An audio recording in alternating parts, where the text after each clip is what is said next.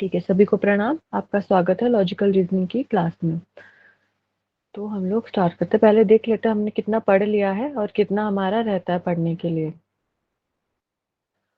तो जो ये ऊपर वाला है सारा जितना भी हमारा वेस्टर्न लॉजिक था, ये हमने कंप्लीट कर लिया है। अभी आज से हमें इंडियन लॉजिक पढ़ना है, तो हमारा इंडियन लॉजिक ही बचता है। अब जो जितने भी इसमें प्रमाण है या जो भी इसके फैलिसीज है, हेतुआभास है, वो सारा हमारा रहता है। ठीक है, बाकी हमने जो ऊपर वाला है ये सारा कंप्लीट कर लिया है, तो उसको देख लेते हैं आज से फिर।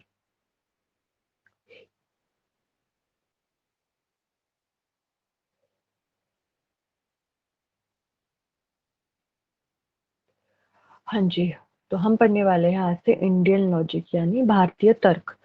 तो आप लोग मुझे बताइए, आप इसको, मैं इसको हिंदी में पढ़ाऊं या इंग्लिश में? मेरे हिसाब से हिंदी में पढ़ाना चाहिए, क्योंकि ये भारतीय तर्क है तो ये हिंदी में ही ज्यादा, कुछ शब्द ऐसे होते हैं ना जिनको हिंदी से हम एज इट इज बोलते हैं इंग्लिश में। तो आप लोग बताओ मुझे। हिंदी मैम, ये हिंदी। हिंदी में ही करूंगी। हाँ मैम, हिंदी में पढ़ाइए।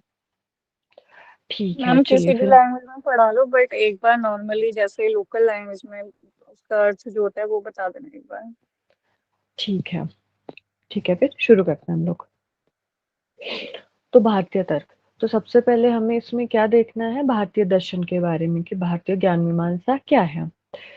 बाकी जो ये हमारा भारतीय जितने भी हमारे नव दर्शन है ना, भारतीय नव दर्शन, वो भी हम इसमें पढ़ेंगे, लेकिन वो थोड़ा ऊपर ऊपर से पढ़ेंगे, क्योंकि डिटेल में आप लोगों को वो सेकंड पेपर में है, फर्स्ट यूनिट में। तो डिटेल में आप लोग उनको वहां से पढ़ लोगे तो फिर दोबारा बार बार ऐसे पढ़ाने को कोई फायदा नहीं, क्योंकि वहां पे तो पूरे अच्छे से ही पढ़ना है ना आपको। तो यहाँ पे मैं थोड़ा ऊपर ऊपर से ओवरव्यू दे दूंगी आपको। बाकी अच्छे से आपको कौशल सर पढ़ाएंगे इंडियन लॉजिक। ठीक है, तो अभी हम देख लेते हैं क्या है भारतीय ज्ञान मीमांसा, होती क्या है। तो सबसे पहले इन्होंने ज्ञान शब्द के बारे में बोला है कि ज्ञान शब्द की उत्पत्ति संस्कृत के ज्ञान धातु से हुई है। ठीक, ज्ञान जो शब्द है उसकी उत्पत्ति किससे हुई है? संस्कृत के ज्ञान धातु से, जिसका अर्थ है जानना। बस इतनी सी बात है। हमें पता ही है कि ज्ञान होता क्या है, किसी चीज का नॉलेज होता है, किसी चीज के बारे में हमें ज्ञान है, मतलब हमें किसी चीज के बारे में पता है। तो ये भी वही है कि जो ज्ञान शब्द है इसका अर्थ बोला गया है जानना। ठीक है, ज्ञान सत्य हो सकता है या असत्य हो सकता है, दोनों प्रकार का हो सकता है, या तो सच होगा या झूठ होगा। तो जो सच्चा ज्ञान होता है ना, उसको भारतीय दर्शन में प्रमा कहा गया है। ये आपको याद रख लेना है। जो हमारा ट्रू नॉलेज होगा उसको बोलते हैं प्रमा भारतीय दर्शन में। और जो मिथ्या ज्ञान होता है, मिथ्या ज्ञान यानी जो ज्ञान असत्य ज्ञान है या झूठा ज्ञान है, उसको अप्रमा कहा जाता है। बहुत इजी है। प्रमा हो जाएगा हमारा सच्चा ज्ञान, उसके साथ अ लगा लेंगे, अप्रमा हो जाएगा हमारा मिथ्या ज्ञान यानी झूठा ज्ञान। तो जैसे उदाहरण यहाँ पे लिया गया है कि सांप में रस्सी का ज्ञान, कि अगर कोई रस्सी पड़ी है, अगर बहुत ज़्यादा प्रकाश नहीं है आसपास, हल्की-हल्की रोशनी है, बहुत ज़्यादा कह सकते हैं कि आपको स्पष्ट नहीं दिखाई दे रहा है, तो अगर आपको वो रस्सी भी क्या लग रही है? साँप लग रही है, तो वो क्या है? वो एक हमारा मिथ्या ज्ञान हो गया। ठीक है? ये मिथ्या ज्ञान का उदाहरण है। तो जो कोई भी ज्ञान होता है उसमें ज्ञाता को प्रमाता के रूप में जाना जाता है। जैसे जो जानने वाला है, जो ज्ञान को पा रहा है, ठीक है, वो क्या हो जाएगा? उसको हम प्रमाता बोलते हैं। ठीक है, ज्ञान को जानने वाला, ठीक है, वो होता है प्रमाता। और जानने वाले वस्तु को प्रमेय के रूप में जाना जाता है। मान लो कोई व्यक्ति जान रहा है एक टेबल के बारे में, टेबल के बारे में जान रहा है, तो जिस वस्तु के बारे में जाना जा रहा है ना, उसको हम प्रमेय बोलते हैं। जानने वाला प्रमाता हो गया, जिस वस्तु के बारे में जाना जा रहा है वो हमारा प्रमेय हो गया, और ज्ञान का साधन है वो प्रमाण है। ठीक है, तो इसमें याद रखने वाला क्या है? आपको क्या याद रखना है? पहला तो है हमारा कि जो हमारा सच्चा ज्ञान है, तो सच्चे ज्ञान को क्या बोला जाता है? प्रमा। तो पहले आपको प्रमा याद रखना है, प्रमा है हमारा सच्चा ज्ञान। ठीक है, फिर होता है हमारा मिथ्या ज्ञान, मिथ्या ज्ञान को बोलते हैं अप्रमा। बस इतना सा। फिर है जो ज्ञान को जानने वाला है, वो होता है हमारा प्रमाता, कि जो ज्ञान को जान रहा है। और जानने वाली जो वस्तु है, हमारी वस्तु को बोलते हैं हम प्रमेय। ठीक है। और जो ज्ञान का हमारा साधन होगा उसको हम प्रमाण बोलेंगे। तो आपको ये सारी चीजें याद रखनी है, 5 चीजें। प्रमा हो जाएगा सच्चा ज्ञान, अप्रमा हो जाएगा मिथ्या या असत्य ज्ञान, प्रमाता हो जाएगा ज्ञान को जानने वाला जो है, और प्रमेय हो जाएगी हमारी वस्तु जिसके बारे में हम जान रहे हैं, और जो साधन होगा हमारा ज्ञान को प्राप्त करने का वो हमारा प्रमाण आ जाएगा। ठीक है। तो ये जो टर्म्स है, इसकी बेसिक टर्म्स है हमारी जो भारतीय दर्शन की, ये आपको याद रख लेनी है। ठीक है। फिर आगे बढ़ते हैं, इसको छोड़ो, इसको देखते हैं कि जो हमारा भारतीय दर्शन है वो 2 भागों में विभाजित है। सभी को पता होगा, जिसको नहीं पता यहाँ पे देख लो। पहला है हमारा आस्तिक, है ना, या दूसरा है नास्तिक। तो कुल जो हमारा दर्शन हमें दिए गए हैं वो कितने दिए गए हैं? 9 दर्शन है, नव दर्शन है भारत में। ठीक है। तो जिसमें से जो हमारे नास्तिक है वो 3 है, चारवाक, बौद्ध और जैन। ठीक है। आस्तिक हो जाएंगे हमारे, आस्तिक क्या है हमारे? न्याय है, वैशेषिक, सांख्य, योग, मीमांसा और वेदांत। ये जो सारे हैं हमारे 6 के 6, ये हमारे आस्तिक हो गए। और जो नास्तिक है वो है चारवाक, बौद्ध, जैन। तो आस्तिक नास्तिक क्या है? आस्तिक से हम यहाँ पे अर्थ लेते हैं कि जो वेदों की सत्ता को मानने वाले हैं, उनको आस्तिक दर्शन कहा गया है। और जो वेदों की सत्ता को नहीं मानते हैं वो हमारे नास्तिक दर्शन है। ठीक है। 2 भागों में विभाजित है, आस्तिक नास्तिक। नास्तिक 3, चारवाक, बौद्ध, जैन। और आस्तिक हमारे 6 है, न्याय, वैशेषिक, सांख्य, योग, मीमांसा और वेदांत। बस। ठीक है। फिर सबसे पहले जान लेते हैं हमारे न्याय दर्शन के बारे में। हम बहुत ज्यादा, जैसे मैंने पहले बोला, बहुत ज्यादा डीप में नहीं पढ़ेंगे। ठीक है। लेकिन एक ओवरव्यू से आपको पता चल जाएगा इससे। ठीक है। फिर जो न्याय शब्द है उसका शाब्दिक अर्थ है न्याय या फिर नियम, विधि या निर्णय। और ये क्या है? भारतीय जितने भी हमारे दर्शन है उसके जो 6 आस्तिक दर्शन है उनमें से ये एक है हमारा न्याय दर्शन। ठीक है। फिर क्या है? भारतीय दर्शन में इस स्कूल का सबसे महत्वपूर्ण योगदान तर्क, पद्धति और ज्ञान मीमांसा पर इसके ग्रंथों के सिद्धांत का व्यवस्थित विकास था। कि जो हमारा भारतीय दर्शन है उसमें इसका क्या योगदान है? तो किसमें है? तर्क, पद्धति और ज्ञान मीमांसा। ठीक है। इन चीजों पर इन्होंने ग्रंथ लिखे हैं।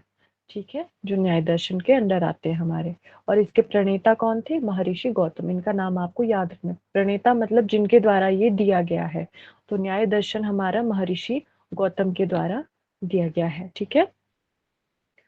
फिर क्या है इसमें? इसका उद्देश्य क्या है? मुख्य उद्देश्य है इसका तत्वों का वास्तविक ज्ञान प्राप्त करना। तो तत्व, किन तत्वों का? मन का और आत्मा का। तत्वों का, मन का और आत्मा का, इन सभी का वास्तविक ज्ञान प्राप्त करना ही इसका उद्देश्य है, न्याय जो दर्शन है हमारा। ठीक है।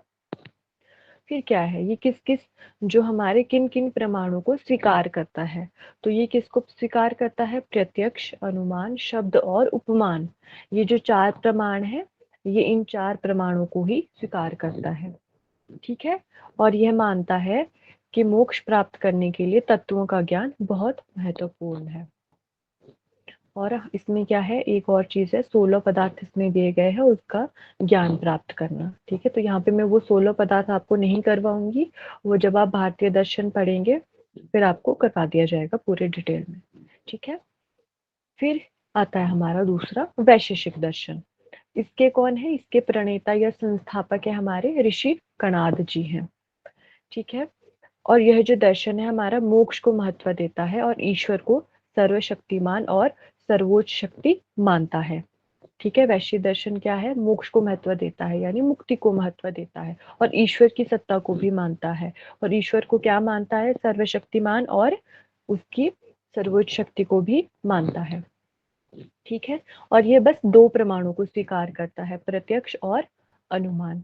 जो ये हमारे प्रमाण है ना, प्रत्यक्ष, अनुमान, शब्द, उपमान, इसके बारे में हम आगे पढ़ेंगे। अभी बस आप ये देख लेना कि कौन सा जो हमारा दर्शन है वो कौन से प्रमाणों को मानता है, बाकी इसके बारे में मैं आपको आगे समझा दूंगी। ठीक है। फिर आता है हमारा सांख्य दर्शन। सांख्य दर्शन के प्रणेता हो जाएंगे हमारे महर्षि कपिल जी। आपको इनका नाम याद रखना है, कई बार ये मैचिंग वाले क्वेश्चन में पूछ लेते हैं, ठीक है, तो इनका नाम आपको याद होना चाहिए। इनका मानना क्या है सांख्य दर्शन वालों का, कि ब्रह्मांड में हर चीज की उत्पत्ति दो तत्वों पुरुष और प्रकृति से हुई है। सांख्य दर्शन किस चीज को मानता है? पुरुष को मानता है, पुरुष यानी चेतना या आत्मा, प्रकृति यानी प्रकृति या पदार्थ, ठीक है। तो इसका मानना क्या है? तो आपको ऐसा पूछा जा सकता है कि पुरुष और प्रकृति की सत्ता को कौन सा दर्शन मानता है? तो वो हमारे सांख्य दर्शन वाले मानते हैं, ठीक है। और ये तीन प्रमाणों को ही स्वीकार करते हैं, प्रत्यक्ष, अनुमान और आगम। आगम हम शब्द भी बोलते हैं, एक ही बात है आगम शब्द, ठीक है। और इसमें 25 तत्वों की व्याख्या की गई है सांख्य दर्शन में, ठीक है।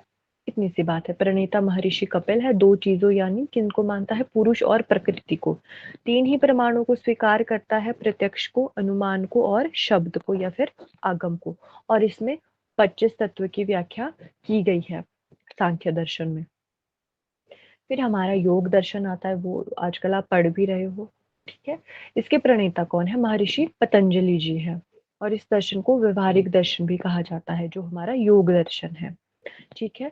यह भी तीन ही प्रमाणों को स्वीकार करता है, प्रत्यक्ष, अनुमान और शब्द। ये आपने पढ़ भी लिया होगा और काफी डिटेल में भी पढ़ा होगा, ठीक है।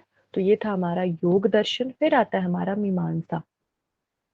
तो मीमांसा क्या है? मीमांसा का जो अर्थ होता है वह होता है जांच। और यह जो जितने भी हमारे प्रमाण हैं, कुल 6 प्रमाण है, तो ये सभी प्रमाणों को स्वीकार करता है, मीमांसा है जो, ठीक है।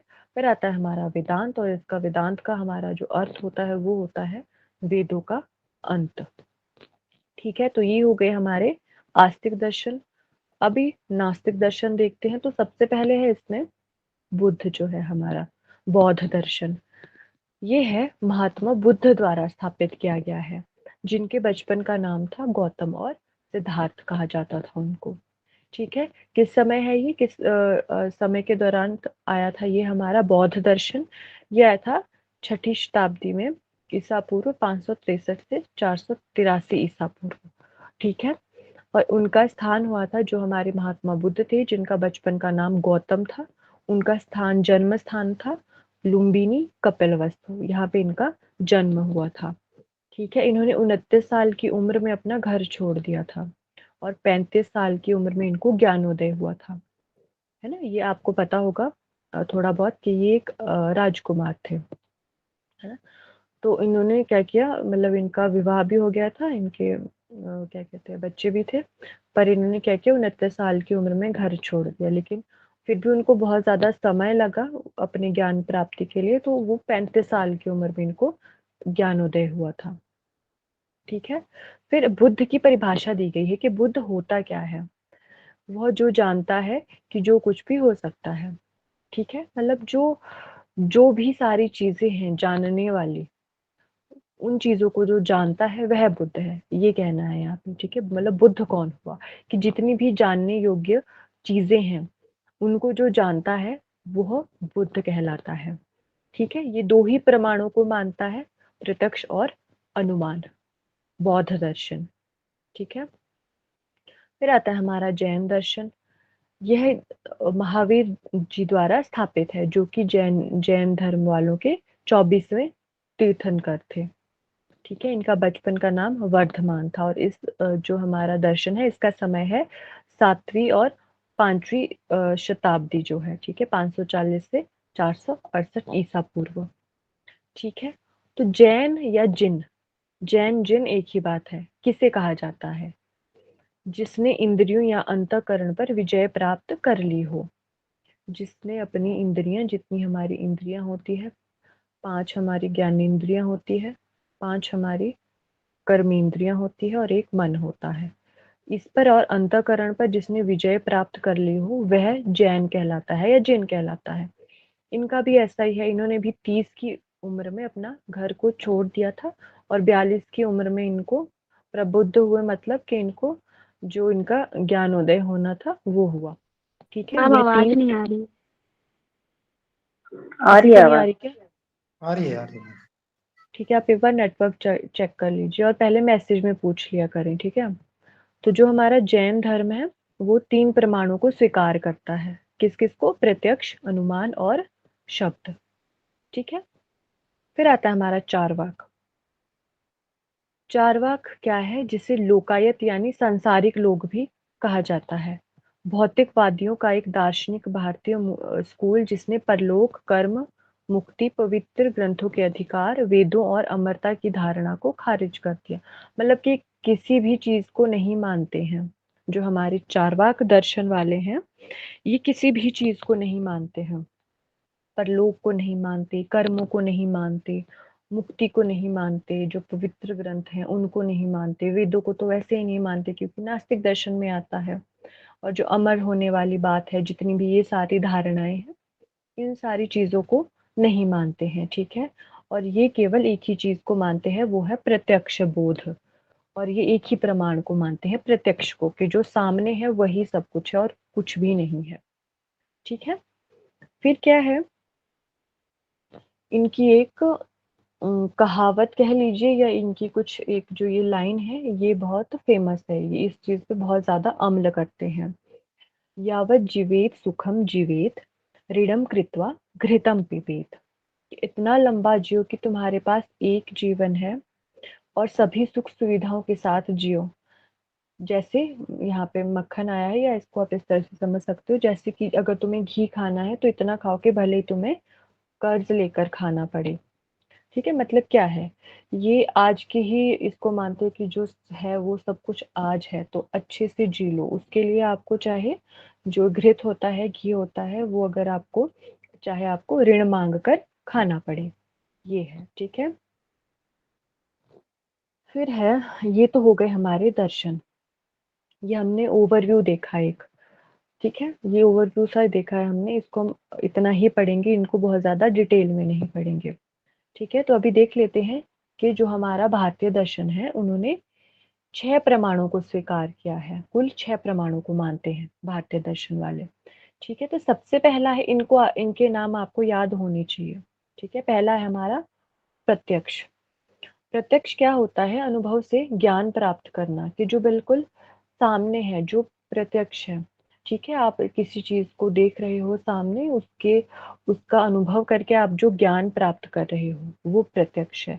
फिर होता है अनुमान। अनुमान होता है तार्किक निष्कर्ष से सही ज्ञान प्राप्त करना, कि आप अपने दिमाग में क्या कर रहे हो कि थोड़ा तर्क लगा रहे हो। ठीक है? अपने दिमाग में तर्क लगा के आप जो ज्ञान प्राप्त कर रहे हो, वो अनुमान है। ठीक है? होता है ना, हम किसी चीज़ का अनुमान लगाते हैं कि देखो बादल आए हैं, मतलब वर्षा होने वाली है। ठीक है? तो क्या करें, हमें पता है कि बादल आते हैं तो हम अपने दिमाग में ऐसा सोचते हैं और ऐसा लॉजिक लगाते हैं कि बादल होते हैं तो क्या होता है? बादल होने के साथ वो वर्षा होती है, वर्षा होने की संभावना होती है। ठीक है? तो ये क्या करते हैं, हम लोग अनुमान लगाते हैं कि जो भी हम तार्किक निष्कर्ष से ज्ञान प्राप्त करते हैं, वो हमारा अनुमान होता है। फिर आता है उपमान। उपमान होता ही है, उपमान का दूसरा अर्थ तुलना। ठीक है? कि समानताओं को देखकर सीखना, कि 2 चीज़ों में कंपैरिज़न, कि किसी चीज़ को हम कैसे सीख रहे हैं, कि एक चीज़ दूसरी चीज़ की तरह थोड़ी-थोड़ी उसमें समानता है। तो हम इस तरह से भी सीखते हैं, समानता से भी सीखते हैं, किसी चीज़ की तुलना करके भी सीखते हैं। ठीक है? फिर आता है हमारा आगम या शब्द। ठीक है? ये क्या होता है? जो हमारे आगम या शब्द होते हैं, वो होते हैं हमारे, जैसे जो बहुत ज़्यादा पहुँचे हुए ऋषि-मुनि होते थे पुराने समय में, उनके द्वारा जो कहे गए शब्द होते थे। या फिर जैसे जो बातें वेदों में कही गई है, जो हमारे बिल्कुल ऐसे ग्रंथ हैं ना कि जिनका हम मानते हैं, ऐसे जो हमारे ग्रंथ हैं, प्रामाणिक ग्रंथ, उनकी जो उसमें जो लिखी गई बातें हैं, या जो किसी बहुत पहुँचे हुए ऋषि-मुनि द्वारा या किसी व्यक्ति द्वारा कही गई जो बातें हैं, वो सारे आते हैं हमारे शब्द या फिर आगम में। ठीक है? फिर आता है हमारा अर्थपट्टि, है ना? अर्थपट्टि होता है, अर्थापट्टि होता है कि हम किसी चीज़ को उसके बारे में थोड़ा उसको ऑब्ज़र्व करके, कि कोई चीज़ है, उसके बारे में अगर हमें जानना है तो हम उस चीज़ को ऑब्ज़र्व करके जान रहे हैं, वो अर्थापट्टि में आता है। इसका उदाहरण हम आगे देखेंगे। ठीक है? फिर आता है अनुपलब्धि। अनुपलब्धि क्या होता है? कि कोई चीज़ है, जो नहीं है, तो उसके नहीं होने से ही उसका ज्ञान हो रहा है हमें कि वो पहले थी। ठीक है, ये हमारा अनुपलब्धि हो गया। तो जो भारतीय दर्शन है जिन 6 प्रमाणों को स्वीकार करता है वो हो जाएंगे हमारे प्रत्यक्ष, अनुमान, उपमान, शब्द, अर्थापट्टी और अनुपलब्धि। ठीक है, तो अभी एक एक करके इनको पूरा डिटेल में समझते हैं। हाँ जी रागिनी जी, क्या बोल रहे हो अब आप? मैम लास्ट के 2 एक बार और रिपीट कर दीजिए, अर्थपट्टी और अनुपलब्धि क्या था? इनको मैं आगे समझाऊंगी, अभी हम डिटेल में पढ़ेंगे ना, फिर समझा दूंगी। ठीक है, हाँ जी। तो सबसे पहले आता है हमारा प्रत्यक्ष। प्रत्यक्ष एक संस्कृत शब्द है, ठीक है, जिसका अर्थ क्या है कि यह जो किसी की आंखों के सामने है। हाँ, तो जो हम प्रत्यक्ष हम किसको बोलते हैं कि जो हमारी आंखों के सामने है, जो हमें नजर आ रहा है, दिखाई दे रहा है। ठीक है, वो हमारा प्रत्यक्ष होता है और इसकी व्याख्या भारतीय और योग दर्शन में धारणा के रूप में की जाती है। ठीक है, इसको 2 भागों में विभाजित किया है।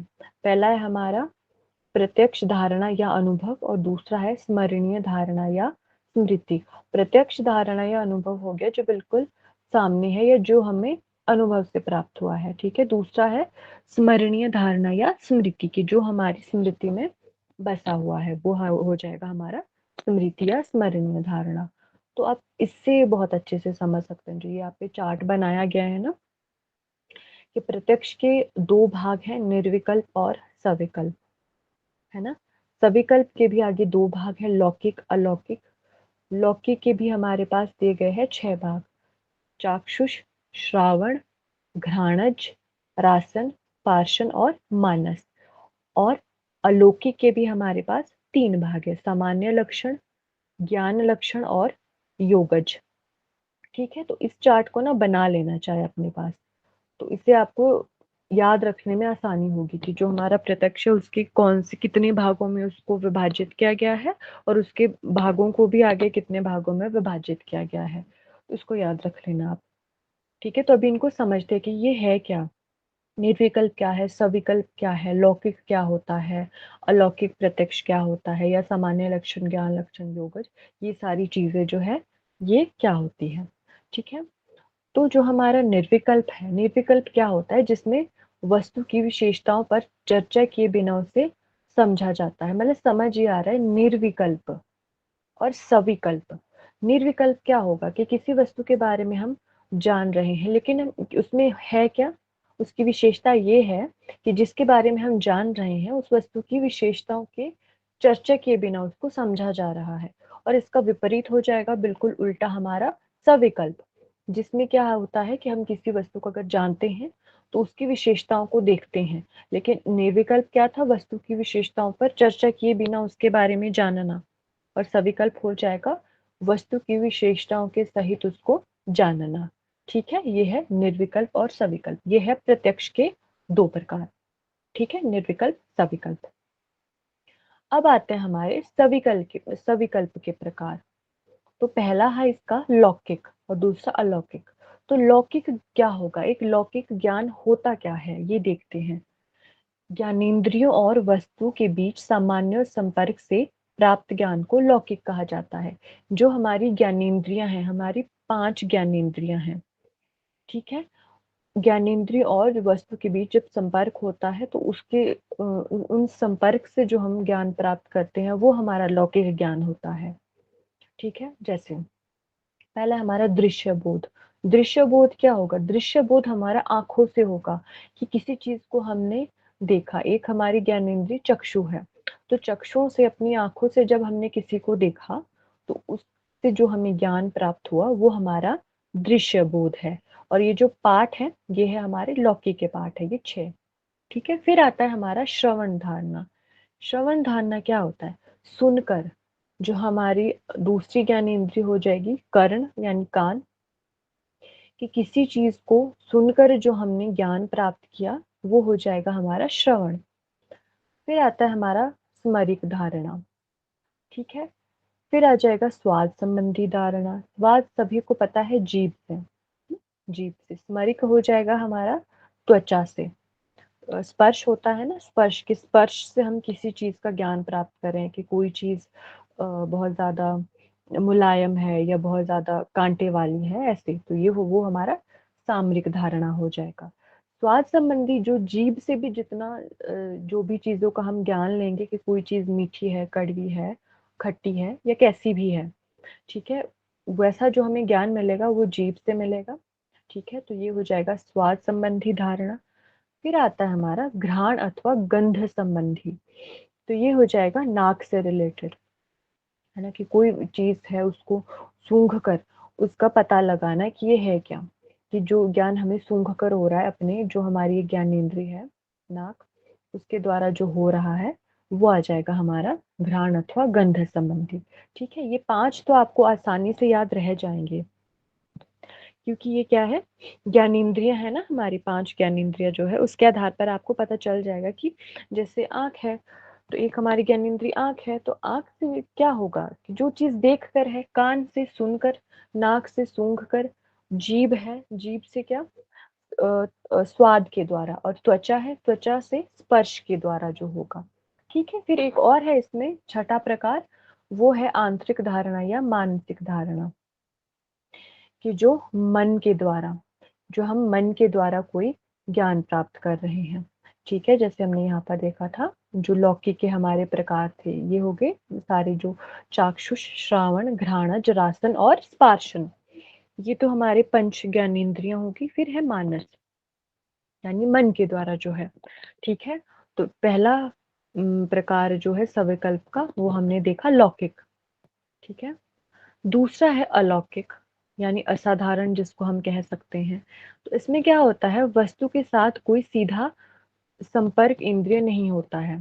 मतलब जो सीधा कह सकते हैं, जो पहला था इंद्रियों के साथ जो संपर्क होने के कारण फिर जो हमें ज्ञान मिलता था। लेकिन दूसरा क्या है, दूसरों में हमारा डायरेक्ट ऐसा नहीं हो रहा है कि हमारी जो ज्ञानेंद्रियाँ हैं उनका संपर्क हो रहा है वस्तु से फिर उसका ज्ञान। जो इसका विपरीत है हमारा, वो हमारा अलौकिक है। ठीक है? कि असामान्य संपर्क से ज्ञान प्राप्ति को अलौकिक कहा जाता है। होता ही है ना, हम बोलते हैं कि देखो उसके पास इतना अलौकिक ज्ञान है या अलौकिक शक्तियाँ हैं। मतलब ये क्या है ये चीज़ें? ये चीज़ें वही है जो हमें बिना ज्ञानेंद्रियों और वस्तु के संपर्क से जो हमें ज्ञान मिलना था, उससे नहीं मिल रहा है। हमें किस चीज़ से मिल रहा है? असाधारण तरीके से या असामान्य संपर्क से जो हमें ज्ञान प्राप्ति हो रही है। ठीक है? इसके भी हमारे 3 प्रकार हैं, जो हमारा लौकिक था उसके 6 प्रकार थे, जो अलौकिक है, सविकल्प का जो पार्ट है अलौकिक, उसके 3 प्रकार हैं।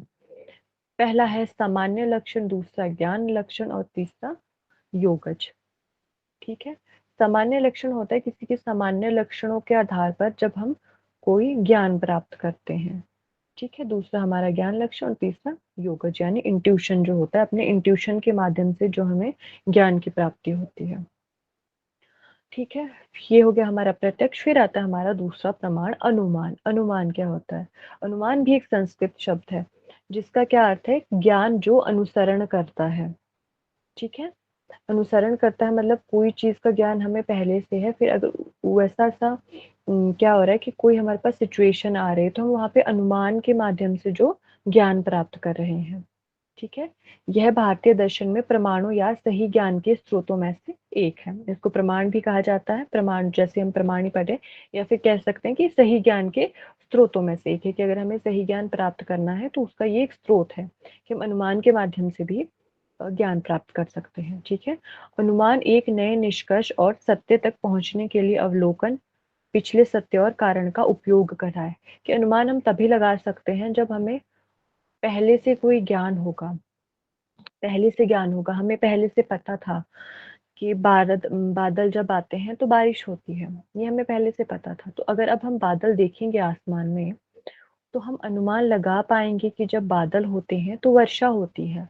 तो ये यही है कि ये पिछले सत्य और कारण का उपयोग करता है अनुमान, कि पहले से जो चीज़ हमें पता है उसका उपयोग करके जो हम ज्ञान प्राप्त करते हैं। जैसे एक साधारण उदाहरण इसमें दिया गया है कि धुआँ अगर कहीं पे नज़र आ रहा है, धुआँ नज़र आ रहा है, तो हम क्या अनुमान लगा रहे हैं कि जहाँ पर धुआँ है, वहाँ पर आग भी होनी चाहिए, क्योंकि धुआँ वहीं होता है जहाँ आग होती है।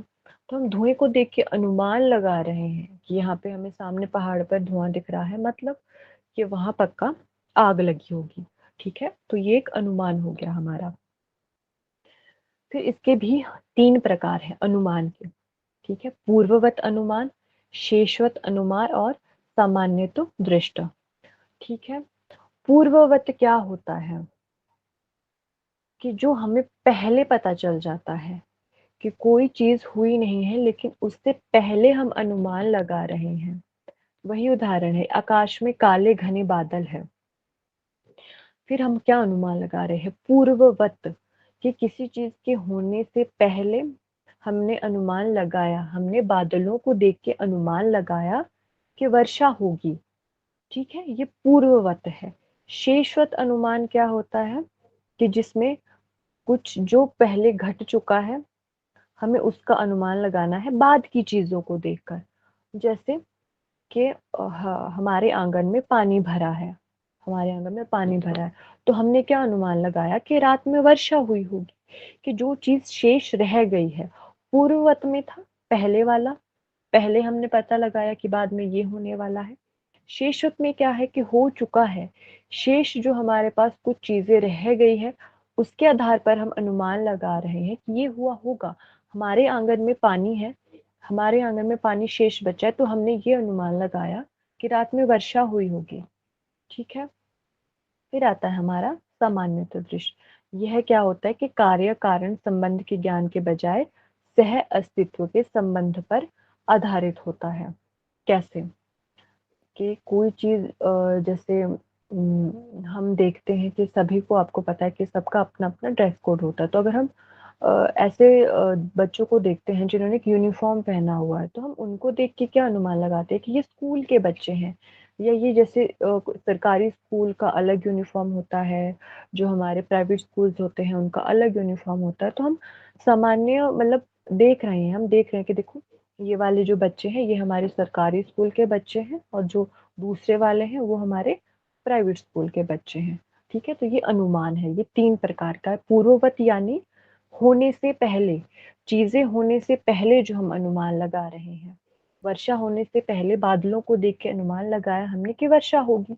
शेषवत क्या है? जो चीज शेष रह गई, हमारे आंगन में पानी बच गया, मतलब हमने अनुमान लगाया रात को वर्षा हुई है, जो पहले हुई है।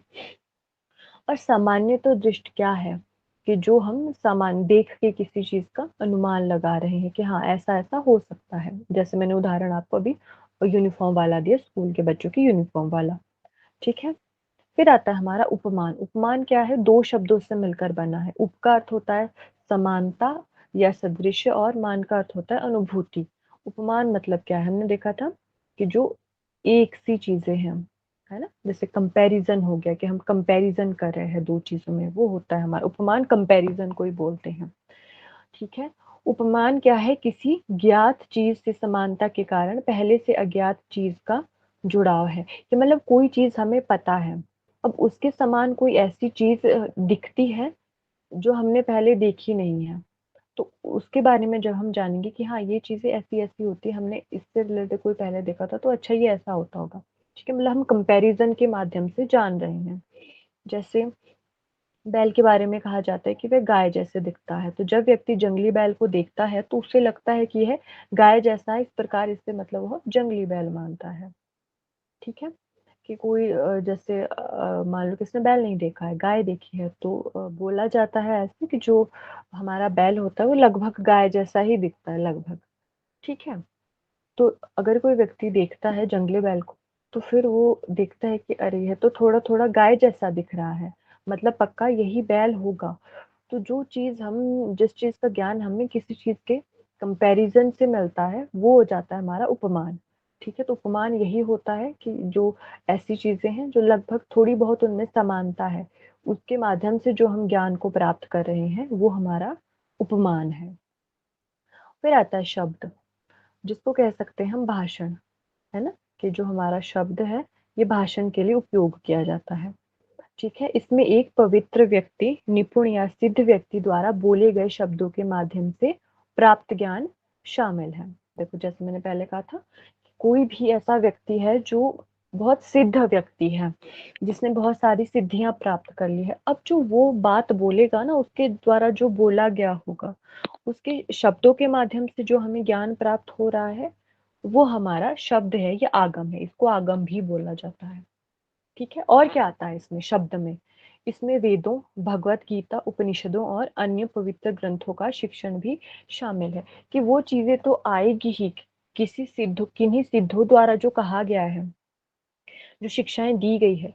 लेकिन उसके अलावा जो हमारे ऑथेंटिक, कह सकते हैं ऑथेंटिक बुक्स है या ग्रंथ है, जो हमारे प्राचीन, जिनका हम कह सकते हैं, जिनकी बातों, जिनमें लिखी गई बातों का हम कोशिश करते हैं कि उसका पालन करें, उसमें जो बातें बोली गई है वो भी हमारी शब्द में आती है। इसमें क्या है, वेदों को हम मानते हैं। देखो, वेद आ जाते हैं, श्रीमद् भगवत गीता है, उपनिषद है, या इसके अलावा और भी जो भी हमारे पवित्र ग्रंथ हैं, जिनकी बातों को हम मानते हैं, वो सारी चीजें हमारी शब्द में आ जाती हैं, कि इनके माध्यम से जो हमें ज्ञान प्राप्त हो रहा है, या तो कोई सिद्ध व्यक्ति बोल रहा है, या कोई पवित्र ग्रंथों के माध्यम से जो हम ज्ञान प्राप्त कर रहे हैं, वो आ जाएगा हमारा शब्द या आगम।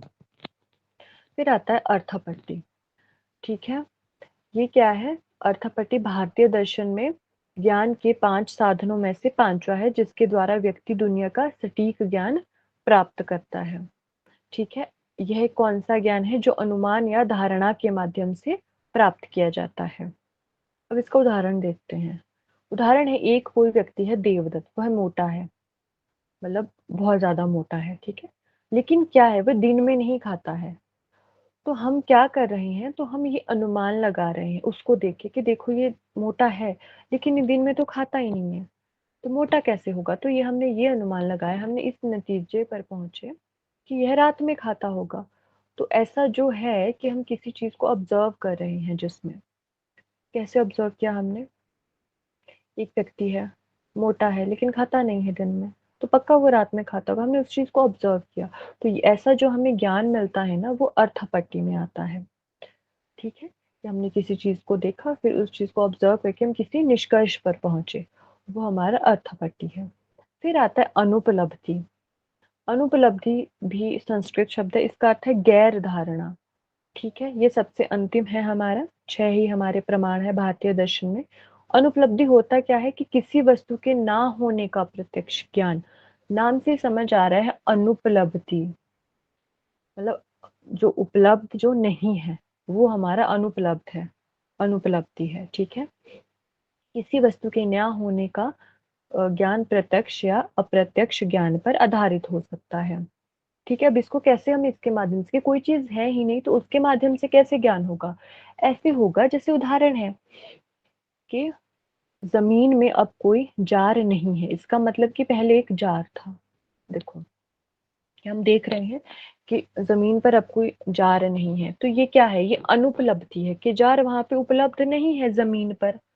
लेकिन इस अनुपलब्धि से हमें ये ज्ञान प्राप्त हो रहा है कि जो जार था वो पहले था जमीन पर, अब नहीं है। है ना? तो ये अनुपलब्धि के माध्यम से भी हम ज्ञान प्राप्त कर सकते हैं। ये सबसे अंतिम प्रमाण है हमारा भारतीय दर्शन में।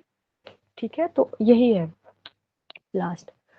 ठीक है। बाकी ये जो हमारा न्याय सिलोगिज्म है, ये हम कल पढ़ेंगे। एक बार मैं आपको रिवाइज करा देती हूँ जितना हमने आज पढ़ा। आज हमने शुरू किया भारतीय दर्शन।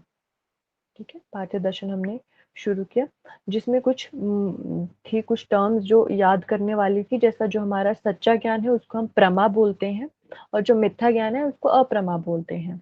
ठीक है। कि जैसे हमने रस्सी को सांप समझ लिया, तो ये क्या हो गया? ये मिथ्या ज्ञान हो गया। हमने गलत चीज को मान लिया। रस्सी सांप थोड़ी हो सकती है, रस्सी रस्सी है, सांप सांप है। ठीक है। तो जो ज्ञान, मतलब जो ज्ञान को जानने वाला है, जैसे हम और आप हो गए, जैसे आप किसी चीज को जान रहे, तो वो क्या हो जाओगे? आप प्रमाता हो जाओगे, हम लोग प्रमाता हो जाएंगे हम लोग। ठीक है। जो ज्ञान को जानते हैं, और जिसके बारे में जान रहे हैं वो प्रमेय है, जिस वस्तु के बारे में जान रहे हैं, और उसका जो हमारा साधन है वो हमारा प्रमाण है। ज्ञान को प्राप्त करने का साधन प्रमाण है।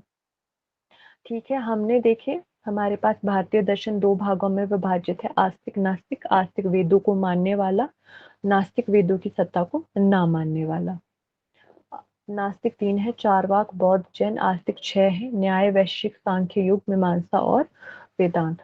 तो न्याय दर्शन क्या है? न्याय दर्शन हमारा महर्षि गौतम के द्वारा प्रणेता है, इसके जो महर्षि गौतम है न्याय दर्शन के। ठीक है, इसका अर्थ होता है नियम, विधि या निर्णय। और इसका क्या योगदान रहा है भारतीय दर्शन में? तर्क में, पद्धति में और ज्ञान मीमांसा पर इसके ग्रंथों से। ठीक है, फिर इसका उद्देश्य क्या है? तत्वों यानी मन और आत्मा का वास्तविक ज्ञान प्राप्त करना। और ये 4 प्रमाणों को स्वीकार करता है: प्रत्यक्ष, अनुमान, शब्द, उपमान। ठीक है, और क्या बोलता है यह? कि मोक्ष प्राप्त करने के लिए जो तत्व है उनका ज्ञान बहुत महत्वपूर्ण है। 16 पदार्थ इसमें दिए गए हैं। फिर आता है वैशेषिक। ऋषि कणाद इसके संस्थापक है। ये मोक्ष को भी मानता है और ईश्वर को भी मानता है, लेकिन ये केवल 2 प्रमाणों को मानता है, प्रत्यक्ष और अनुमान। फिर आता है सांख्य दर्शन। इसके प्रणेता महर्षि कपिल है। ये 2 प्रमुख चीजों को मानता है, वो है पुरुष और प्रकृति, और ये 3 प्रमाणों को मानता है, प्रत्यक्ष, अनुमान और आगम। 25 तत्व की व्याख्या इसमें की गई है। योग दर्शन है, आप अच्छे से पढ़ रहे हो, महर्षि पतंजलि प्रणेता है। 3 ही प्रमाणों को स्वीकार करता है, प्रत्यक्ष, अनुमान और शब्द। फिर मीमांसा है, इसका अर्थ होता है जांच। ये सभी 6 के 6 प्रमाणों को स्वीकार करता है। और वेदांत है हमारा सबसे अंतिम नास्तिक दर्शन। इसका अर्थ होता है वेदों का अंत। फिर हमने देखा बुद्ध, जो हमारा बौद्ध दर्शन है, बुद्ध द्वारा स्थापित था। और क्या है? महर्षि सॉरी, जो हमारे बुद्ध थे, महात्मा बुद्ध, उनका बचपन का नाम था गौतम या सिद्धार्थ। ठीक है, जन्म हुआ था इनका लुम्बिनी में, और 29 साल की उम्र में घर छोड़कर 35 साल की उम्र में ज्ञानोदय हुआ था। और बुद्ध क्या होता है? ऐसी चीजों को जानने वाला, मतलब जो कुछ भी है, जो भी कुछ है इस दुनिया में या इस दुनिया के बाहर, उन सारी चीजों को जो जानता है वह बुद्ध है। 2 ही प्रमाणों को स्वीकारते हैं, प्रत्यक्ष और अनुमान। जैन आता है हमारा, जो हमारा जैन दर्शन है, ये महावीर द्वारा स्थापित है, जो कि 24वें तीर्थंकर है जैन धर्म के। बचपन का नाम वर्धमान था इनका। और जैन या जिन क्या होता है? जिसने अंतकरण या उस पे इंद्रियों पर विजय प्राप्त कर ली हो। इन्होंने 30 वर्ष की आयु में घर छोड़ा और 42 की उम्र में प्रबुद्ध हुए। यह भी 3 प्रमाणों को मानते हैं, प्रत्यक्ष, अनुमान, शब्द। फिर आता है चारवाक। चारवाक की ये लाइन बहुत इंपॉर्टेंट है हमारी: यावत जीवेत सुखम जीवेत ऋणम कृत्वा घृतम पिबेत। कि जब तक जियो सुख से जियो, चाहे आपको ऋण लेकर घी पीना पड़े। ठीक है, फिर हमने देखा भारतीय दर्शन ने जिन 6 प्रमाणों को स्वीकार किया है। पहला इसमें प्रत्यक्ष है। ठीक है, सबसे पहला प्रत्यक्ष है कि जो भी आंखों के सामने है वो हो जाएगा हमारा प्रत्यक्ष। ठीक है, फिर प्रत्यक्ष में क्या है? इसको 2 भागों में विभाजित किया है, निर्विकल्प, सविकल्प। सविकल्प के प्रकार है लौकिक, अलौकिक, और इनके भी आगे और प्रकार हैं। तो निर्विकल्प क्या होता है? जिसमें वस्तु की विशेषताओं पर चर्चा किए बिना उसको समझा जा रहा है। और सविकल्प क्या होगा? कि विशेषताओं के साथ साथ, मतलब विशेषताओं को भी समझा जा रहा है। फिर इसमें जो सविकल्प के 2 भाग है, आगे लौकिक होता है हमारा, जब हमारे ज्ञानेंद्रियों और वस्तुओं के बीच संपर्क होता है। तो ज्ञानेंद्रिय जो हमारी 5 है, उनसे जो हमें ज्ञान प्राप्त होगा, और छठा है मन से जो प्राप्त होगा। फिर आता है असाधारण यानी अलौकिक। अलौकिक में क्या होता है? कोई डायरेक्ट कांटेक्ट नहीं होता, मतलब संपर्क जो हमारा होता है इंद्रियों और क्या कहते हैं, इंद्रियों और वस्तु का, वो संपर्क नहीं होता है डायरेक्ट। ठीक है, इसके 3 प्रकार है: सामान्य लक्षण, ज्ञान लक्षण और योगज। फिर आता है हमारा अनुमान, है ना। अनुमान देखा था हमने 3 प्रकार का: पूर्ववत, जो हमें पहले पता चल रहा है, पहले हम अनुमान लगा रहे हैं। दूसरा है शेषवत, शेष बची हुई चीजों के आधार पर जो अनुमान लगा रहा है। फिर आता है सामान्य, तो दृष्टि, जो सामान्य कह सकते हैं कि हम जैसे कोई सामान्य, मतलब किसी चीज को देखकर या किसी व्यक्ति या किसी वस्तु को देखकर जो हम अनुमान लगा रहे हैं। फिर आता है उपमान। उपमान होता है कंपैरिजन, कि 2 चीजों के बीच कंपैरिजन के माध्यम से जो हमें पता चल रहा है कि किसी ने जंगली बैल देखा नहीं था, लेकिन बताया गया था उसको कि वो थोड़ा थोड़ा गाय की तरह दिखता है। तो अगर वो जंगली बैल देखता है तो वो देख रहा है कि ये तो थोड़ा गाय की तरह दिख रहा है, मतलब पक्का यही जंगली बैल है। तो जो कंपैरिजन के माध्यम से हमें पता चल रहा है वो उपमान होता है। फिर आता है शब्द। शब्द क्या होता है? किसी पवित्र व्यक्ति, निपुण या सिद्ध व्यक्ति द्वारा बोले गए शब्द, या फिर जो हमारे पवित्र ग्रंथ है उनमें जो कहा गया है। फिर आता अर्थपट्टि। अर्थपट्टि क्या होता है? कि जो अनुभव या धारणा के माध्यम से प्राप्त किया जाता है। जैसे देवदत्त मोटा है, लेकिन वह दिन में नहीं खाता, तो हम क्या ऑब्जर्व किया? हमने उसको देख के अनुमान लगाया कि पक्का ये रात में खाता होगा।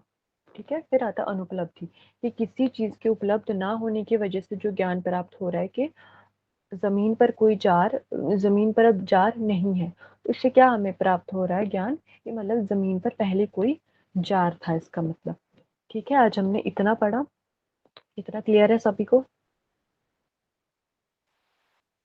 मैम हाँ जी मैम बोलिए। अनुपलब्धि और अर्ध पट्टी में ना कंफ्यूजन सा।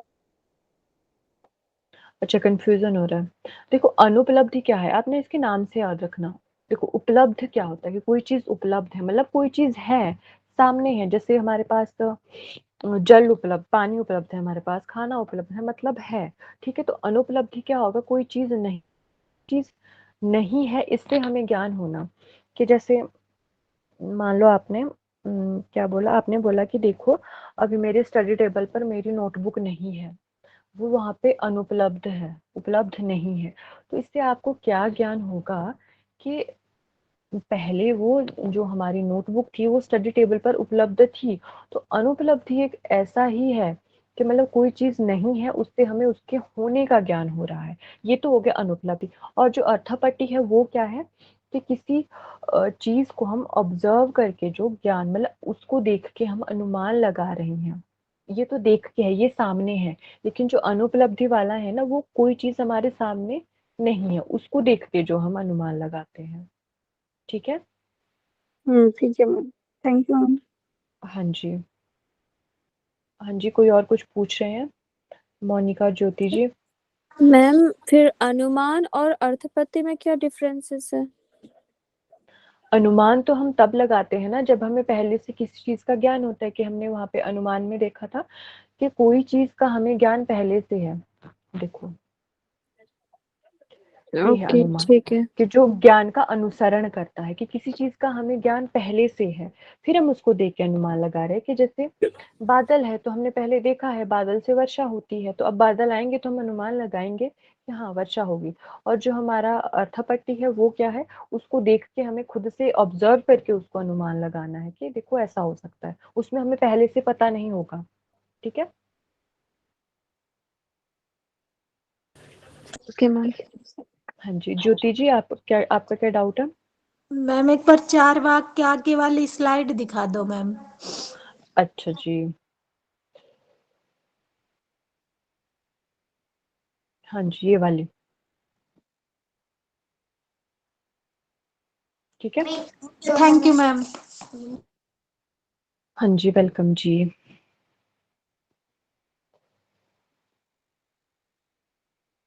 ठीक है, तो आज की क्लोजिंग प्रेयर करवा दीजिए।